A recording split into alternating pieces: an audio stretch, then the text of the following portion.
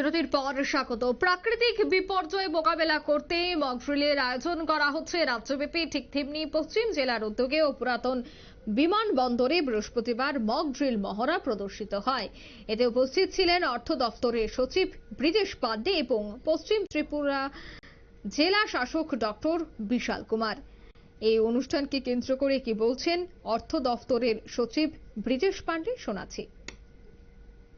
Court में अगर मान लीजिए अर्थक्वेक आता है तो उसके बाद कोई डिजास्टर होता है तो उसके लिए हम कैसे रिस्पांस करें, तो उसके लिए ये बेसिकली पैसेंजर्स को कैसे सेव करें या कोई प्रॉपर्टी उसको कैसे सेव करें और कैसे हमें फर्स्ट रिस्पॉन्डेंट उसके बाद कैसे हमें इसको हैंडल करना चाहिए। तो इसमें सारी एजेंसीज ने पार्टिसिपेट किया। CISF, airport authority of India, NDMA के रिप्रेजेंटेटिव, आप जान ही रहे हैं major general retired mister Verma हैं यहाँ पर।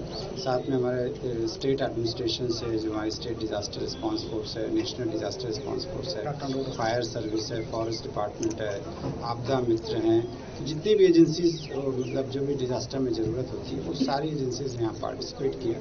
और बेस्ट पार्ट इस जो एक्सरसाइज का था तो इसमें ये जो हमने सिमुलेशन किया कि जैसे पैसेंजर मान लीजिए जो अर्थक्वेक आता है तो उसमें पैसेंजर आर स्ट्रैंडेड तो कैसे हम उसे इवैक्यूएट।